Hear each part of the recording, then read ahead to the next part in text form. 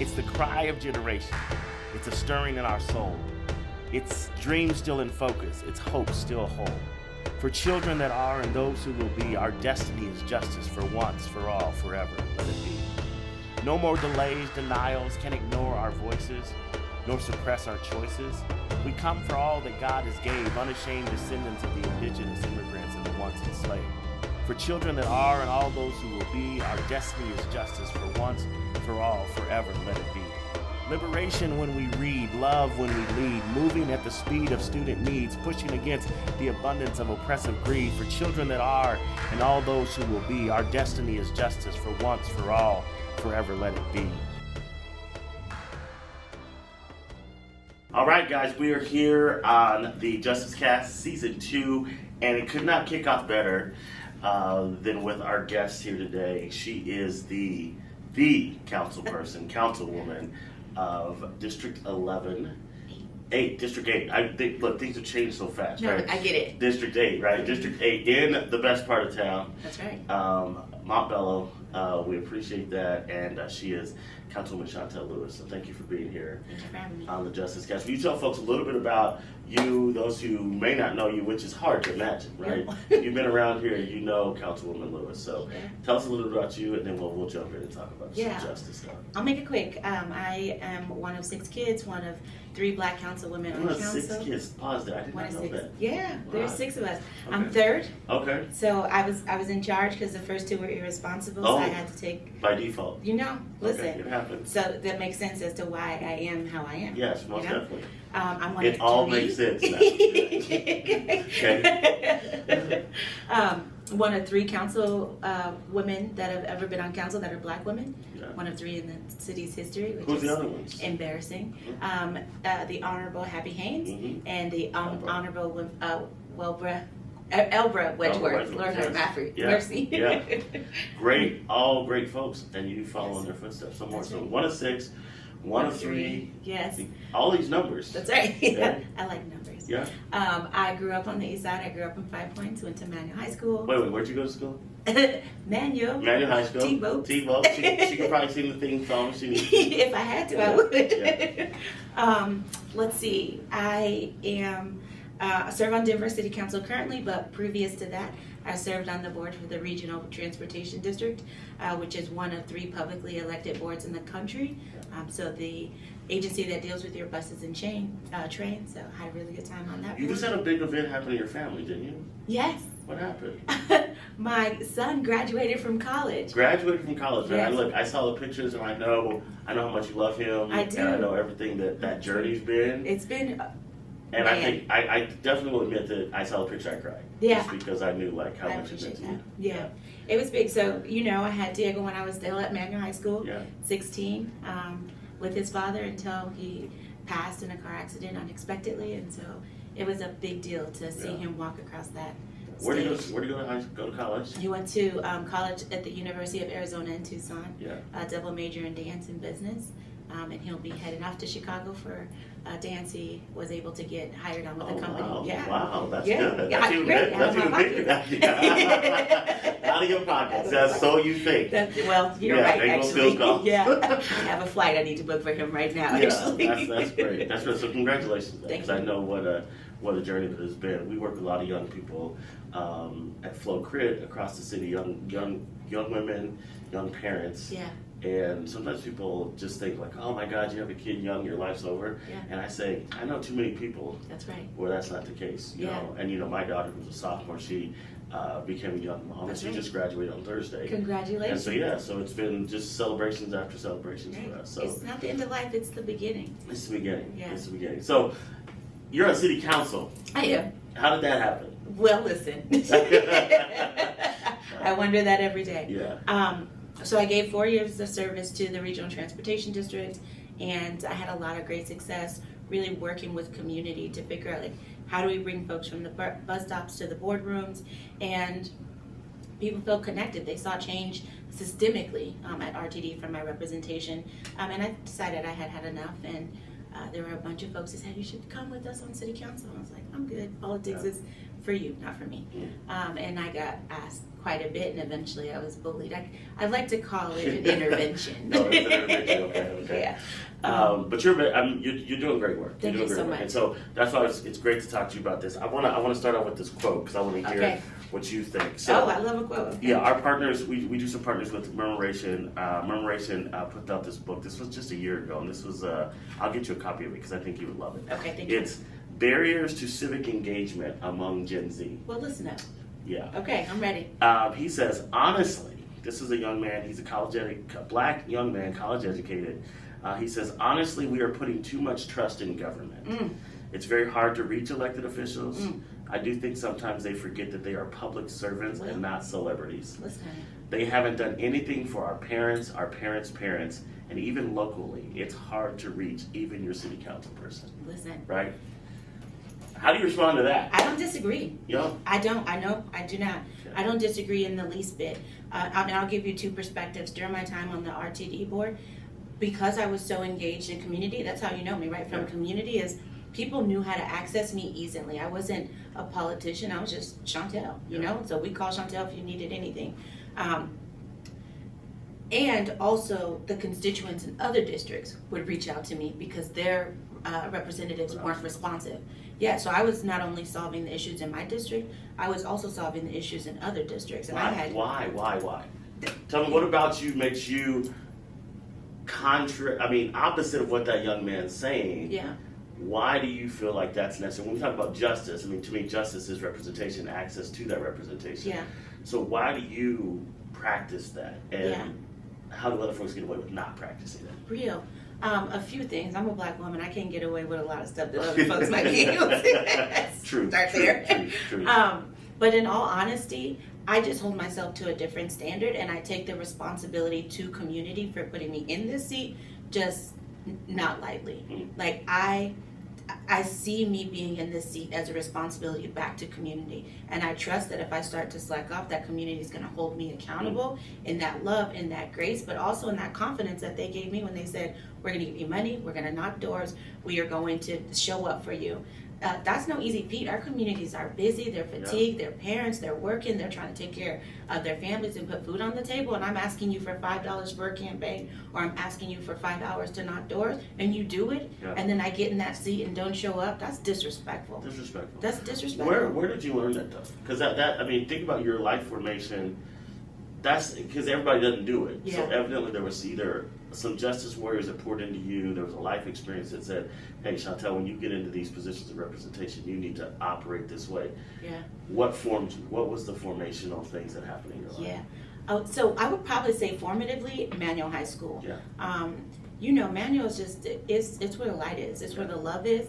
And we were in a container, if you will, where we had the opportunity to experiment in terms of our own leadership, advocacy, and organizing. Yeah. And so I've been an activist, if you will, since I was in high school because we were able to identify injustice and then figure out what to do to solve that injustice. So we were a part of walkouts and protests and go into other school districts like Cherry Creek to say, wait, y'all have all of these classes and we don't have access to these classes? Like, this is inequitable, and we were able to do something. It's actually where the birth of Project Voice came from. So I'm one of the 4 founding members of Project Voice, and it was directly from youth being like, yo, we wanted to have a voice in education. And so folks have poured and sown into me that you not only have You're a voice. You're making me feel older. Because it's you. I totally felt that right there. She's like, I want to found the project. I was like, ooh, God, I was hoping them to start. So thanks, Shontel. Appreciate that.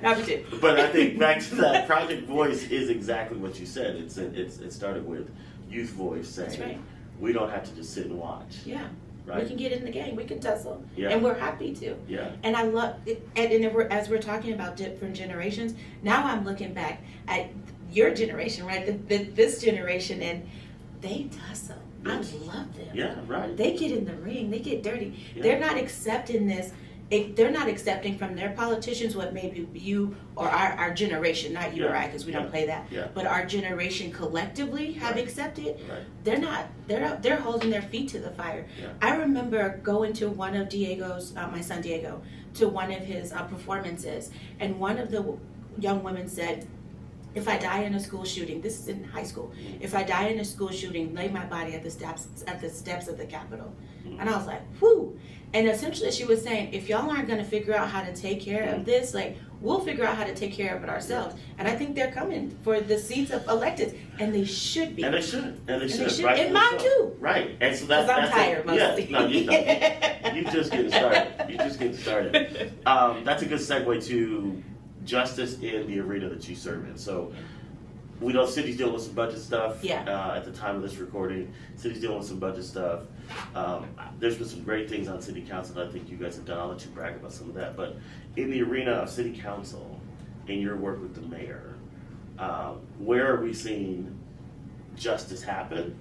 And where are we still struggling to see justice happen? I would say overall in city budgets is where you're seeing both the presence and the absence of justice, but I would say the majority is the absence of justice in the overall city budget. So oftentimes politicians, elected officials will say, budgets are moral documents, and then you go and look at the percentages in terms of the pie and how the dollars are being allocated and spent, and you'll look at safety budgets, for example, and you're like, okay, 36% of the budget goes to safety.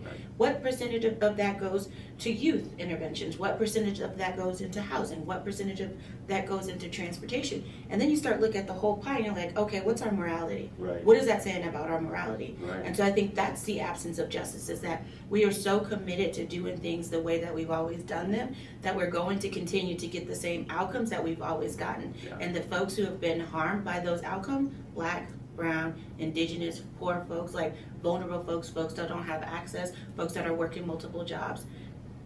When we talk about the budget now, I'd like to say optimistic, but I'm not. But I'm going to be fighting because I'm not optimistic. That I know that the programs that they cut are the ones that are most impactful in terms of solutions in our communities. You know? We work with, so we do some young youth violence prevention. I don't like to say youth violence prevention. I like to say youth at promise. Because I don't assume that Black and brown children are violent. They're not. But I do assume that Black and brown children have promise. And so I like to get ahead of it and Every say, single one of them. Let's invest in the promise. And we're not talking about the violence prevention. So I look at that, to your point about the moral document of the city's budget. We have some rec centers. We have a lot of city assets. How are we using those assets to ensure that our young people have the supports that they need? Not just, we got schools, we know that. I'm going to talk to you about DPS here in a second. But how is the city, from the city council perspective, ensuring that these assets, we want to be a great city. How are we ensuring that to be a great city, we are using everything that we have to ensure the best things for young people? I'm going to answer it in 3 ways, but I'm going to get to the point, I promise. I got you. Pastor Peters taught me that.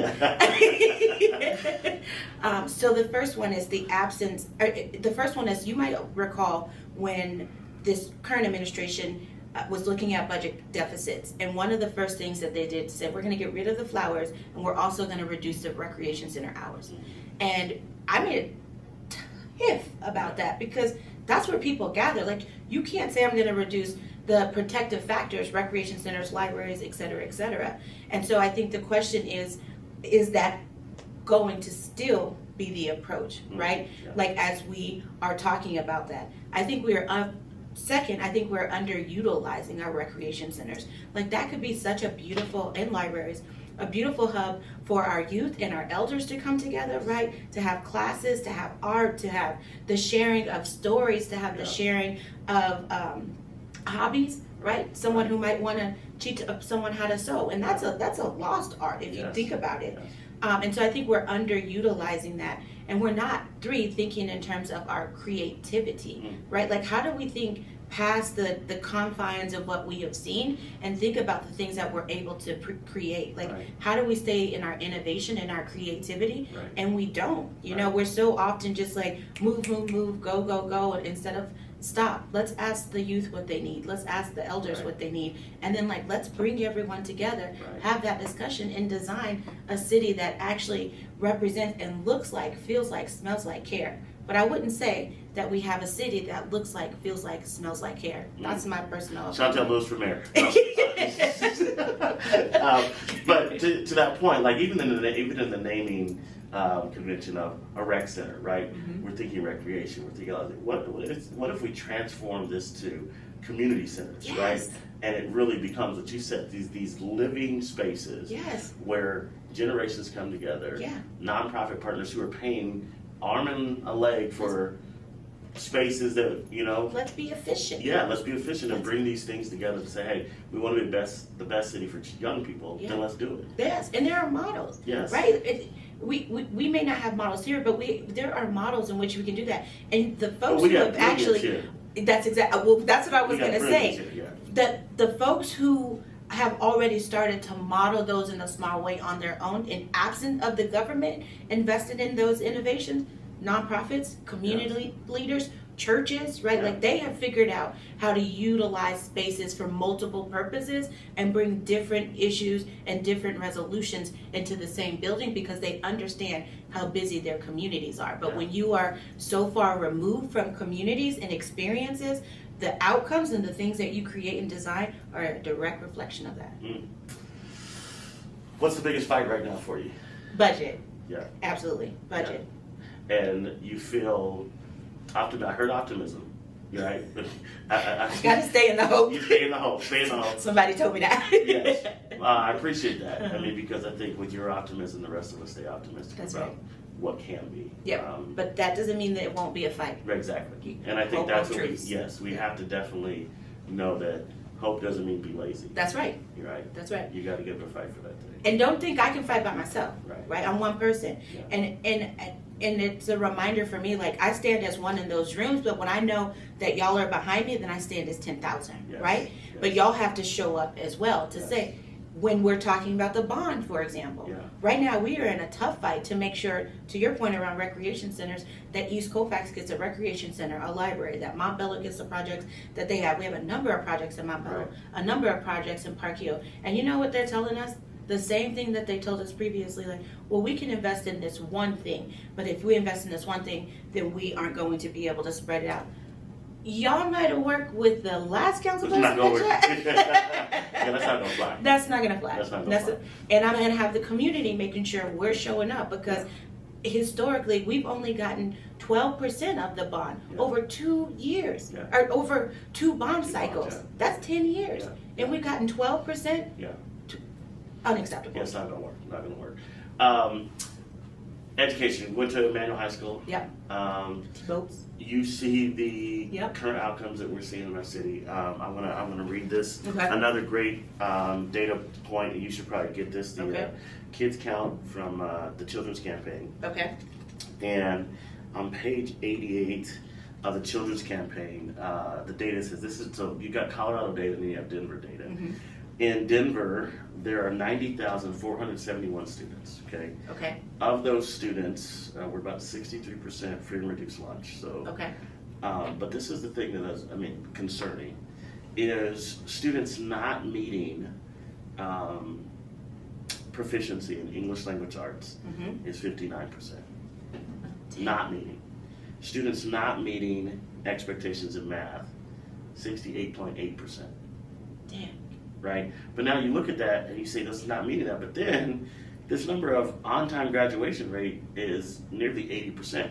So how are we so low with kids who are proficiency, but then our graduation rate is 80%? Something doesn't sound, as they say, the math ain't math. Math ain't mathing. If we got all these kids walking across the stage, but then our data is saying they're not proficient, what are we doing? Are we ensuring the kids are getting the education that they need? No, because I think we have a fundamental belief that the children are not the future. And I think we treat that as such. I remember during my time at DPS, I'll give you 2 stats. One that speaks to the past and one that speaks Time to at the DPS, future. I forgot that part. Man, I'm still healing. I try to forget that part. Stop bringing that trauma. I'll give you 2 stats. The first one was that Black students without white students without disabilities were outperforming black students. Or white students with disabilities were outperforming black students without disabilities. That is so salient to me, and that will never not be in my mind. In addition to that, I just looked at a report that came from our Civil Service Commission, which provides the hiring of our our fire department and our police officers, and essentially said, on average, nationally and here in Denver, folks are reading and writing at a 10th grade reading and math at a 10th grade level. Those are your officers that are on the street. So when you tell me that we have low proof, the people that we hire to do a critical job, and as you said, maybe 36% of the budget, do you hear me? we've only educated them to a 10th grade level. 10th grade. 10th reading. But I thought we gave them a diploma that said they were job ready. You sure did. And you gave them a job too. Or we did at the city. Yeah. And then we're surprised by the outcomes. Right? Like it's all connected. And so at some point, so what do we do, champion? So here's the first step. I think at some point we just have to, in order to atone, you have to be honest. And I think we're just not honest. It's in the same way that we're not honest about the remnants of chattel slavery in this country, and how that ties to policing in this country, and how that ties to how you had state-sanctioned violence in this country, and how those outcomes led to the housing outcomes that we're seeing, and how property taxes are tied to education. Hey, pick yourself up by your own bootstraps. None of that happened. That's right. We have erased that. That's right. No Never more happened. DEI, no more of that. We're good. Talking about didn't happen. We're good. So as long as none of that happened, none of what we could actually happen, right? Yeah. The world in which we could see, the world in which we could live in, will never come to be. Because you can't atone for something in which you won't admit. And she just dropped the mic right there. And I think that's what we're dealing with in education, is that we cannot atone for something that we will not be honest about, that we won't admit. That's right. If you was in church, they said, if you won't confess the sin, you can't forgive the sin. That's right. Right? And I think that's what we're dealing with. And we're seeing that, and that data point that I gave you, to your point, that says that's overall. 59% not producing in language arts, 68% not producing math. But those numbers, you get into what black students are doing and what brown students are doing, those numbers in some instances are pushing 70 and 80% of kids not being proficient. Unacceptable. Unacceptable. Unacceptable. How can we be a great city and we can't educate our children? You can't. And that's why you import your talent. Right? Like that's what, and then we're all surprised when neighborhoods are gentrified. Right. Because you're importing your talent and you're not invested in your local talent. So I just heard a justice solution. If you want to end gentrification, educate your children. Educate your children. And also we have a fund with the Prosperity Denver Fund. They don't do enough. No district, this is not a critique, this is opportunity to excel. Right. I like that. We could give full ride $20,000 scholarships so folks aren't graduating in debt. It's easy to think about that from a math perspective, that if I graduate with $70,000 worth of debt, you graduate with zero debt, you can put that money back into the economy. You can buy a house, right? You are paying rent, you might go get some new shoes, like this. Right, you gotta do that. It's a simple math problem. Right. But if we ain't teaching math, then maybe it ain't a simple math. It's not as simple as that. But I think that's justice. I mean, that's what you're talking about. It's like, we can't keep talking justice. That's right. Justice is something that's gotta be lived out. That's exactly right. And you're doing that on the council. Every single day. And you don't have to, I know you guys gotta get along, so I don't wanna make you call out the other 12 people on the council. But I do want to ask you, who are the justice warriors in your life that continue to pour into you? Yeah. That keep you going? I want to also shout you out for self-care. Thank you. You know, sometimes when I feel guilty about not going to the gym, I'll be on Instagram or something, I'll see your socials and you're doing some kind of workout, I gotta show you mine today. Right, and then I'm like, man, now I gotta go to the gym. Shontel convicted me, right? But who is pouring into you? Yeah. That keeps you going? Yeah. What book are you reading? Whatever. Who do you want to shout out Beautiful. for keeping you going? Man, I'm not going to shout anyone out by name, but I'm just going to shout out the behaviors, because I think it's important for folks to be able to recognize behaviors that pour into you. So it's the people who I call and say, my house is a mess, and they show up and they come help me clean. Give me their number. I got you. I got you. It's the ones who have said, I haven't had time to cook a meal, and they invite me to dinner at their house, right? It's the friends who says, hey, do you want to go to a museum? Do you want to go to a park? I love to swing. Okay. So a friend who calls me and says, you want to go swing, knows like, okay, I see you, right? I see you. I have so many people who also pour into me verbally, right? Orally, people who say, hey, have you seen this from Octavia Butler? Okay. Have you read that recently? This reminded me of you. Those are the folks who are like pouring into me in my life, who are covering me, who are protecting me, who are praying for me, right? Who show up on my first day of council and say, don't worry about the senior luncheon, I'll take care of it and write you a check. Those are good people. Those are good people. Yeah. People that love you. Actions, behaviors. I can always cite the behavior of love. And it's a lot easier to identify. And I say that as a person who had to discover what love was, because we learn it from our communities and from our families, and it's not always healthy. And we oftentimes can misidentify what love is. And so I figured how to say the behavior versus the word, because then you begin to associate positive behaviors with love. Cornell West said it. He says, "What justice is what love looks like lived out." That's right. And that's powerful. That's exactly what. That's very powerful. I appreciate that. Absolutely. Now, we give you this chance to wrap up, but if you look at the next 5 years, now I didn't ask if you're going to stay on council. I'm not going to push any political questions, but the next 5 years in our city, let's say the next 10 years. 10 years from now, we will be a more just city. And I don't like to say more just, because that also makes the assumption that we are just, right? We will be a city where justice is the norm, because what? We will be a city when justice is the norm, because we invest in our students, we invest in our communities, not in the infrastructure. We invest in the people, because we believe in the capacity of the people. Justice is invested in the people. That's right. And I think that we need more leaders like that who understand, hey, I am elected by the people. That's right. For the people. And just like this quote said, it's like, look, don't be that council person. Don't get comfortable. Right, don't get comfortable to where, you're there and you can't be reached. That's right. Make them uncomfortable also when they get comfortable like that. Right. Show up at the office, right? That's right. Hello. All council office listed on their websites. That's what I'm going to do, a council office tour. See who's actually there. Yeah, you're there. Yes, I do. On Thursdays and Fridays. I'm doing it on Mondays. We're going to do senior luncheon again? Yes, absolutely. This year, very excited about partnering with you on that. Thank you so much. And I love and appreciate you for real. Yeah, we thank you, appreciate you. Keep doing the great work you're doing. And thank you. We'll keep pushing with you. Thank you for also saluting our young people who came and testified. Absolutely. At public comment. I was proud of them. Yeah, I was like a proud mom. Yeah, you were.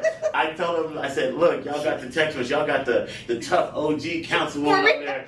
Texting me talking about, these babies got me in tears. I said, she's a teddy bear up there. I really am. Yeah. But I'm a gangster when I have to say Don't tell nobody. Yeah, I won't tell nobody. Keep it our secret. We'll cut that part. Thank you. We appreciate it. Thank you, Councilwoman. Of course. I love you. Yeah, love you. Appreciate you. All right. Thank you for joining us this week on the Justice Cast. If you are moved and inspired by what you heard this week, we need you to do justice by doing 3 things. Number 1, like and share this episode with your friends and family and network. Number 2, sign and share the Do Justice Pledge. And 3, join us for an upcoming Do Justice action.